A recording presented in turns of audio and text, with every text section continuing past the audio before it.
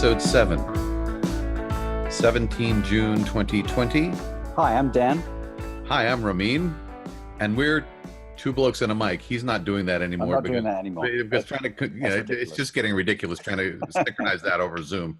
Right. Anyway, so today's episode is actually quite a good one. We have a discussion about basics. Security basics. Security basics, exactly. I'm sorry, did I say that too slowly? Yes, we are going too long on our podcast.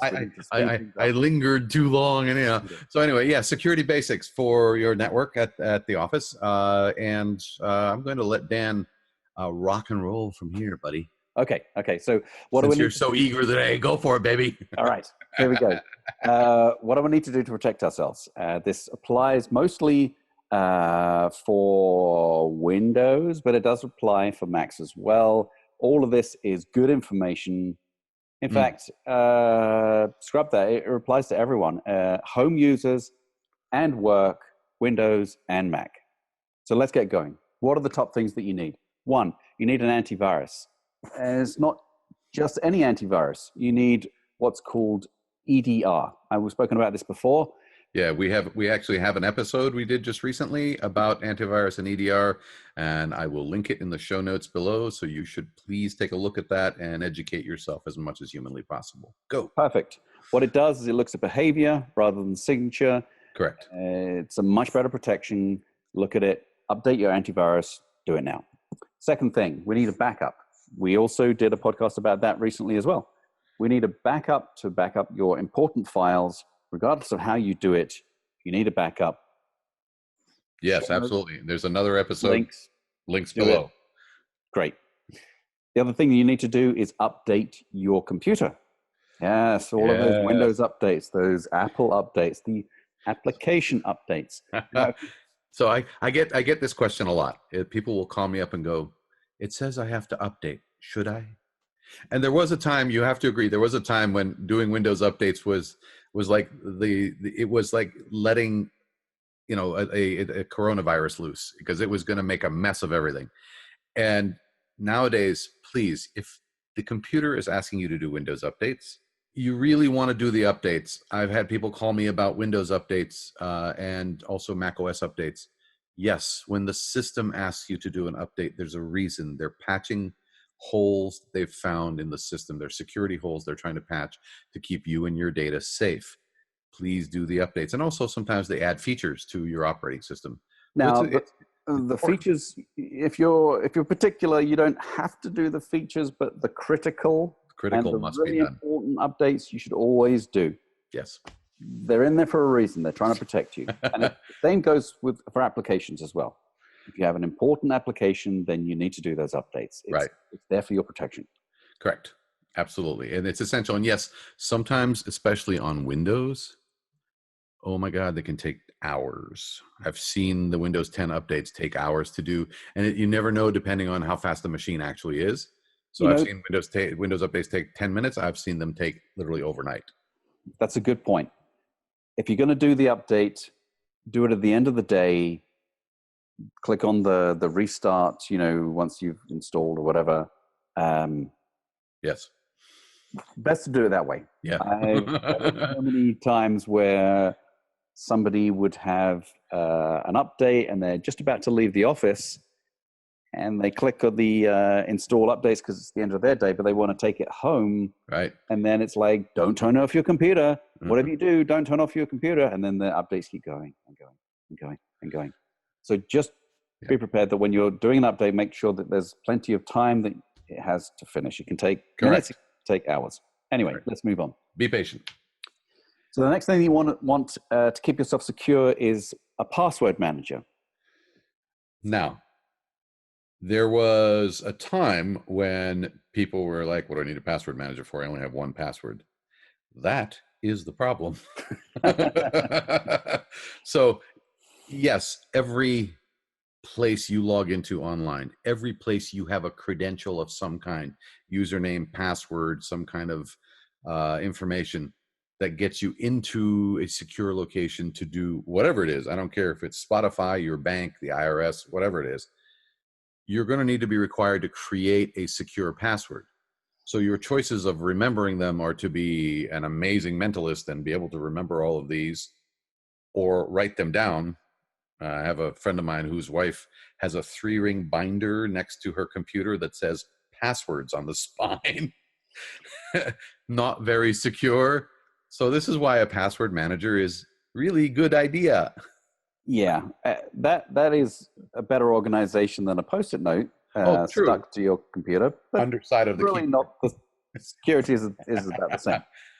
Your password manager should come with MFA, which is multi-factor authentication. What does that mean? That means when you log into your password manager application, it'll send you a text message, or you'll look up a code that changes on a regular basis. It's a secondary authentication.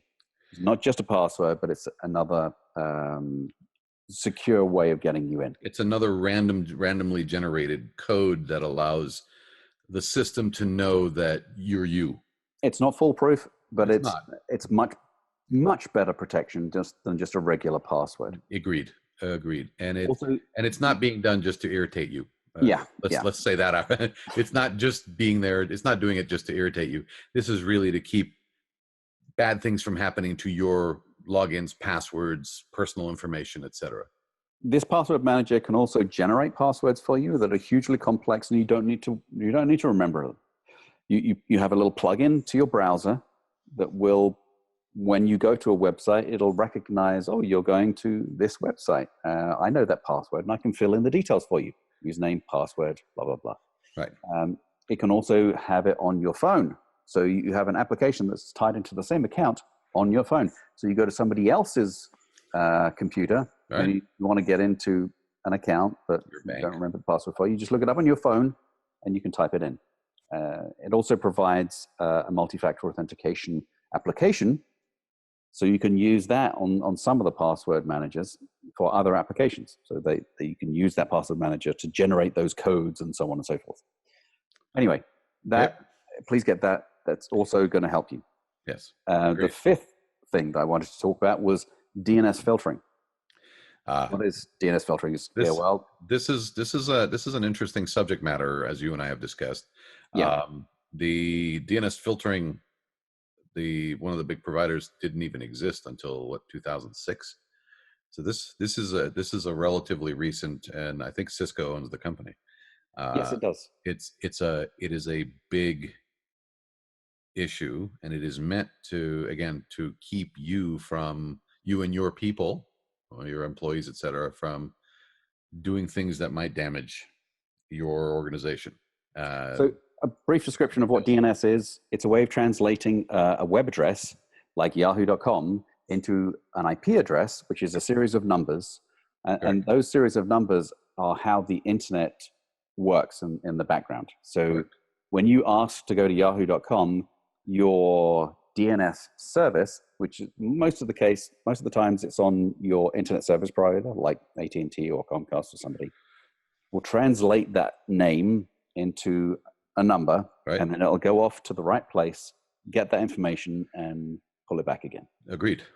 The DNS filter is that kind of stop in between. It's that translation. What that service will do is it'll not only make sure that you're going to the right place, but it'll also check to see if that website is on a list of bad websites. In other words, it's called like the dark web. So, or a virus-infected website, or somebody that is trying to exploit your trust. So, if it's disguised as your bank, for example. So, when you if you get an infected email, not an infected email, if you get an email that is misleading and it's phishing, it's trying to get you to click on a link. It may look in the email as though it's mybank.com, but underneath the address in that link is something completely different. And unless you're paying attention to the web address in your browser, you may not even notice, because when they're trying to trick you into logging in, they'll make it look like your bank. It will mimic your bank, and it'll mimic things that are important to you, and you will then, if you're not paying attention again to what that URL says at the top of the browser, you're going to log into a place that isn't really your bank, but now they have your username and your password and potentially your your security questions. So it's really important for that reason. There's another really important reason you want a DNS filter, and that's to filter traffic. For example, you may not want your employees going to porn websites or to firearms websites or alcohol or religion or whatever, hate speech.